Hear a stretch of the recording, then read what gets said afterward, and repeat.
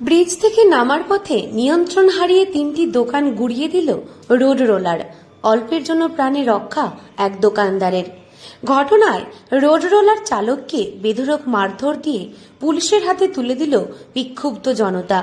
গণধোলাই দেওয়ার সময় অর্ধনগ্ন হয়ে যায় গাড়ির চালক। এমন ঘটনায় রীতিমতো চাঞ্চল্য ছড়ায় গঙ্গারামপুর শহরের কালীতলা এলাকায়। এই ঘটনায় অল্পের জন্য রক্ষা পেল পথচারী থেকে দোকান মালিক।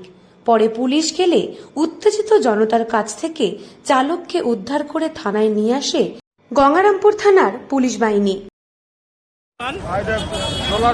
ব্রেক ফেল হয় এখান দিয়ে, মানে ব্রেক ফেল হয়েছে তারপরে ওর সাথে এমন ভাবে আসতেছে, হ্যাঁ আমরা দেখে পালাইছি। আমার মানে রসের দোকান, রসের দোকান। আচ্ছা, হ্যাঁ অল্পের জন্য পাঠিয়ে। আচ্ছা, এখানে তিনটে দোকান হয়েছে।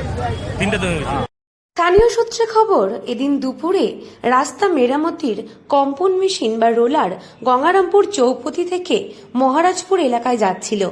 পুনর্ভবা সেতু পার হতে রোলার মেশিনটি নিয়ন্ত্রণ হারিয়ে কালীতলায় 512 নম্বর জাতীয় সড়কের ফুটপাতের পাশে বসা পান মশলার দোকান উড়িয়ে দেয়।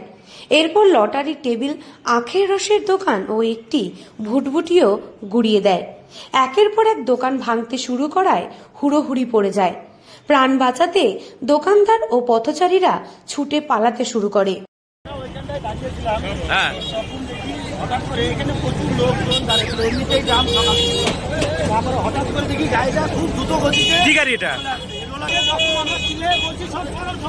এখানে প্রচুর লোক ছিল, তো ওইরকম বলতে বলতে তাও তো আমি লাভ দিলাম, লাভ দিয়ে আমার এখানে কেটে গেছে। একটা ভ্যান ছিল, এইগুলোকে তোলে দিয়ে এখানে এসে দাঁড়ায় গেল ওই ভটভটিটা নিয়ে, তাই তো ভটভটির দোকান। আর মানুষকে সরতে না বলা হতো তাহলে হয়তো না হলেও কিছু লোক একদম আহত হতো বা একদম সারা হতো। এখন সেটা ড্রাইভারই ভালো করে বলতে পারবে কি হয়েছিল। এখন এখানে আছে, প্রশাসন আসছে, দেখি প্রশাসন কি পদক্ষেপ নিচ্ছে। রোলারের তলায় ভুটভুটি গেলে আটকে যায় রোলারের চাকা। ঘটনায় ব্যাপক চাঞ্চল্যের সৃষ্টি হয়।